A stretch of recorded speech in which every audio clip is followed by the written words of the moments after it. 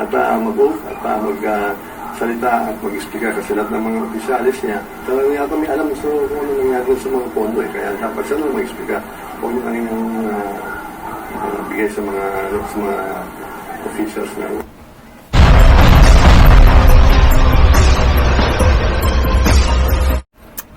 Talagang napaka-controversial nitong mag-ama na to, si BP Sara at saka si Digong, na kung saan may kanya-kanya silang mga taong binabanatan at pinaparinggan. Well, alam naman natin na itong si Congressman Romualdez matagal nang pinapatutsadahan ni Inday Sara na hindi naman kumikibo and just continue doing his job, his role as a congressman and Speaker of the House of Representatives.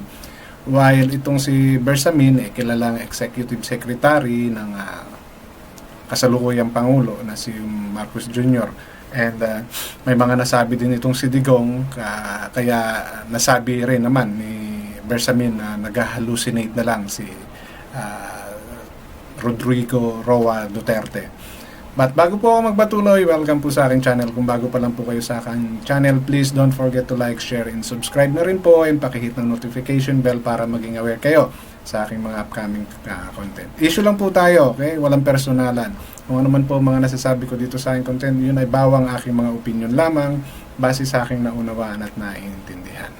So, if you have any more suggestion or comment or opinion, please leave it on my comment section. Okay, so share your thoughts or knowledge about the issue I'm sharing with you in this video. Alright, so umpisan po natin kay Congressman Romualdez, na alam naman nating may mga pagbabatikos din na ginagawa dito si Inday Sara dahil doon sa mga nangyayari, di ba?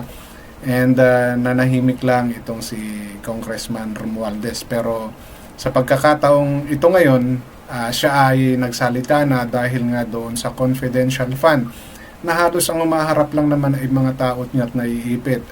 Ngayon nga, itong si Zulika, si Attorney Zulika Lopez, ay na-contempt na because of the letter na kanilang ginawa, pero ang humarap lang ay itong si Attorney Lopez. Kaya siya na-contempt. Yun po ay may separate video ko. So, ito po yung mga nasabi ni Congressman Romualdez about kay Inday Sara. Okay? Dapat na sa sumipot at mag-oath at salita at mag-explica kasi lahat ng mga opisyalis niya talagang yata may alam kung ano nangyari sa mga pondo kaya dapat siya lang mag-explica kung ano kanilang bigay sa mga officials na.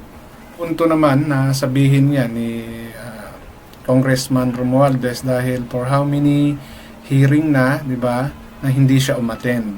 And yung mga, kumbaga, yung mga taong umaattend dyan sa pagdinig na yan sa hearing ng Quadcom is mga, kumbaga, sila yung mga medyo nasa baba at wala talang direct knowledge about dyan sa confidential fund. And ngayon, nandiyan na si Attorney Lopez na ngayon is naiipit din. Isa na siya sa mga, kumbaga, key person, di ba? But still,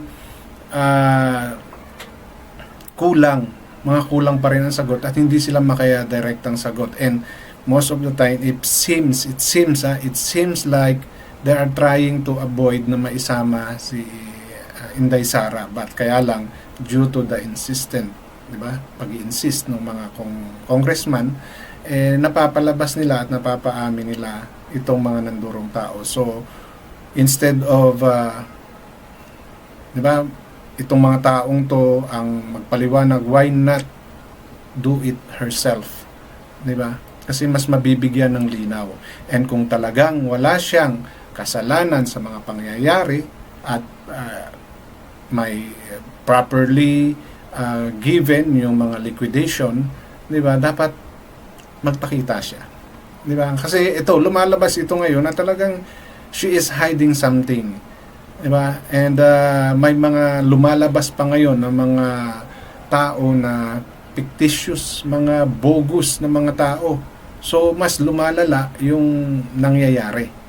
Diba? Kasi, kung the whole purpose of this hearing is magkaroon ng basihan para ma-impeach siya, so, the Congress is winning. Diba? We can say that. Kasi wala siya eh. Hindi siya nagpapakita, hindi siya nagpapaliwanag. At yung mga taong nagpapaliwanag, lumalabas na nagsisinungaling din. Di po ba? Makikita naman natin yan all throughout sa hearing na may mga iniiwasan sila at they are very specific as much as possible na ihiwalay yung sarili nila about just confidential fund na yan.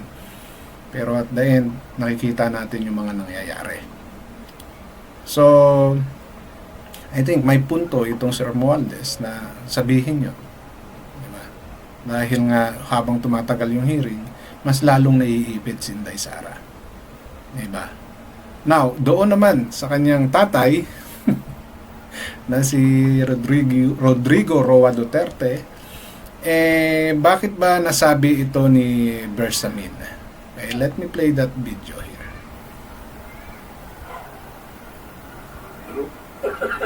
Ganun na lang, ano?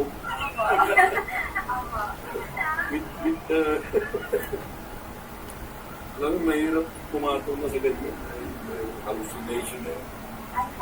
Hallucination. Sige. So, nagha-hallucinate. So, nagha-hallucinate lang daw. Si Duterte kasi ang nagsabi na may kinalaman ang Malacanang dito sa ginagawang ito ni Trillanes. Alam naman natin, di ba, na nagkainitan si Trillanes at saka si Duterte na halos hampasin na ni Duterte ng mic itong si Trillanes. Di ba?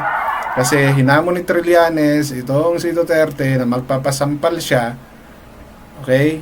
Basta lang pirmahan yung waiver doon sa Bank Secrecy Law. Dahil ang sabi nga ni Trillanes, makikita doon sa bank account sa BPI yung mga milyon-milyong perang pumapasok na galing sa droga dahil nga inaakusahan ni Trillanes ang Duterte family na sila ang drug lords sa Davao at pinapatay nila ang kompetensya ng ibang supplier or supplier ng drugs dito sa Pilipinas.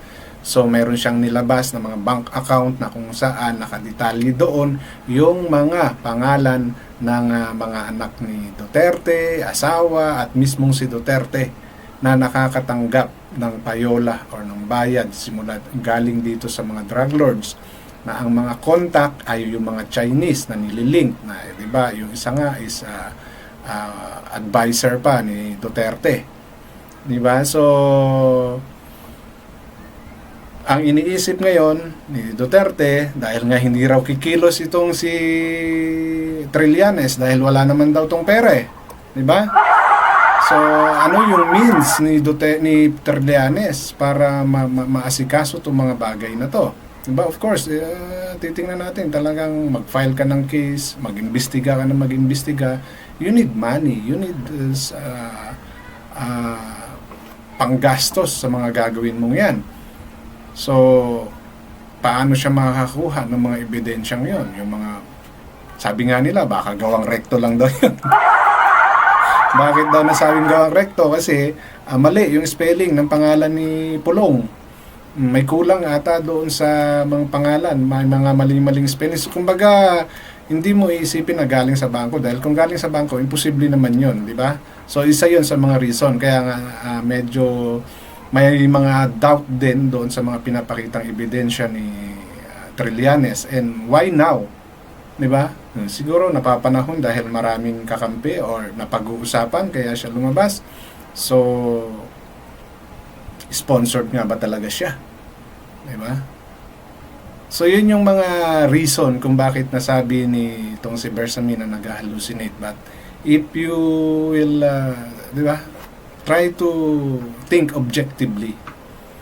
We know that Trillanes is been a nemesis, okay, dito sa mga Duterte dahil kahit na nakaupo pa si Duterte, talagang tinatarget niya na itong tinatarget na siya ni Trillanes bago pa nga lang nung tatakbo pa nga lang ata siya pagkapangulo, inilalabas niya na yung mga Davao Death Squad na yan in a lot, na marami sinasabi. And of course, we cannot also give the na kung may katotohanan din ba yung sinasabi ni Trillanes, dahil marami siyang mga naging issue na rin dati na naging bayaran siya. Yan yung mga lumalabas before, di ba? So, kung credibility wise, medyo hindi mo rin aasahan si Trillanes, di ba? Maring dahil ewan ko kung matunog ang pangalan niya sa Caloocan, tatakbo ng pagka-mayor, or is he just making noise para mas makilala, di ba? And kaya nga, di ba, nasabihan siyang dapat, sabi nga ni Congressman Akop, bakit siya nakikipagtulungan sa ICC, na alam naman natin na ang ICC is wala pang jurisdiction dito sa kasong ito unless, di ba, magbigay ang ating bansa. So, well, on that matter, is he as hallucinating nga ba itong si Duterte, di ba, sa kanyang mga sinasabi? So, I think the best way dyan is magkaso sila para makita nila kung sino ba talaga ang tama at mali. Well, yeah, we need to still trust our law. Diba, wala tayong magagawa dahil kahit nasabihin natin na kayang baliktarin ni Duterte or ni Trillanes yan dahil ang current administration is kumakalaban daw sa mga Duterte. So we still need to rely on our law, okay, sa ating batas, sa pagpapatupad ng batas natin. So may katubayan ba, may katunayan ba, o may basihan pa para masabi ni Bersamin na nag-hallucinate lang si Duterte? At okay, tama ba ang panawagan ni Romualdez na dapat humarap na si Inday Sara para matapos na yung hearing na yan about sa confidential fund? So, ano po sa palagay ninyo? Alin sa mga yan yung may tamang kasagutan? Or let the due process do itself? So, hanggang dito na po lamang at maraming salamat.